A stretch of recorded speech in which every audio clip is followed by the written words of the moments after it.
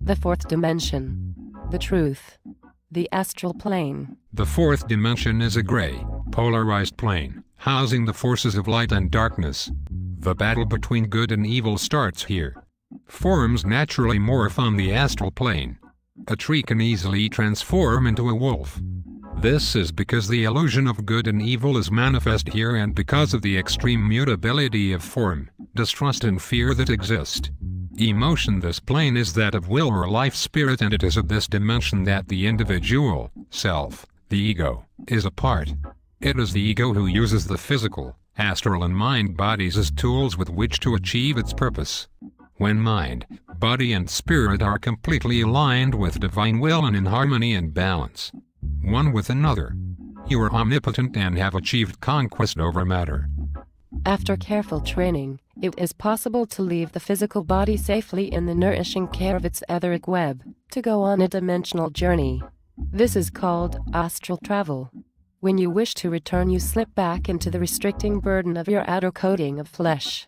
Shamans are adepts in this arena, many times bringing back information to benefit humankind.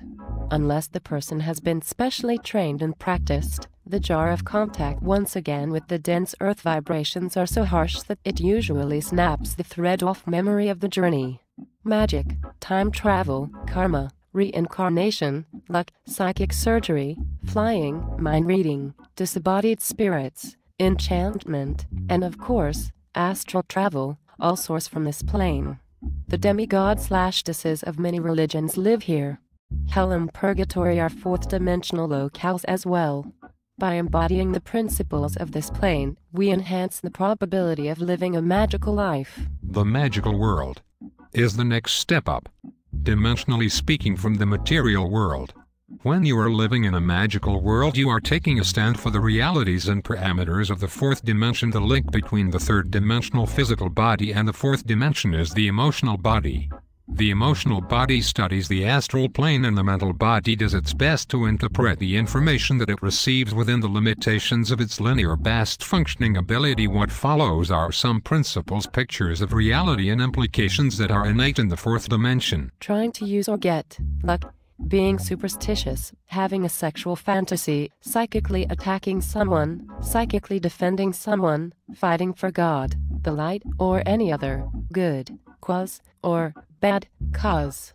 If that's your style, trying to psychically manipulate another being or situation, astral traveling, working out your karma, trying to be worthy in the eyes of God/dis, preaching the right way to serve God/dis, spirit, or the mission, using magic, either white or black. Here are few identities which take a stand for the validity of the magical world. I am a magician, druid, witch, sorcerer, enchanter, psychic healer, past life regressionist, warrior of the light, devil/demon worshipper, religious person.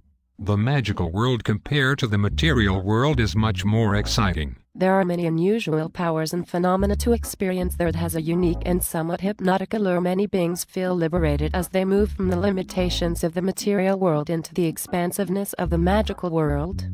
For others, however, this world of shifting forms, gray alliances, and nonlinear logic is scary. Additionally, the rules of the material world don't mean much in the magical world for those who need to be in control and know how it really is in a third-dimensional sense. This metamorphic reality with its uncharted territories, including purgatories and hells, are better left alone. We are at a time in human history in which the veils are rapidly being lifted between the two worlds. This is frightening to those who want the material world to be the safe, predictable place it has always, or seemed to have, been. As the magical world becomes increasingly accessible, the material world becomes more destabilized. It may be helpful to realize that all relationships are in the hands of Spirit. Spirit puts us together and separates us in accordance with the divine plan. This may sound harsh to the emotional body, but when grasped from a cosmic perspective, it is really a blessing. At this point in her story, the next natural step for many beings is to move from the exploration of the material world to the exploration of the magical world. This requires letting go of rigid concepts which the linear mind holds as real for those who have identified themselves with their mental and physical bodies. This,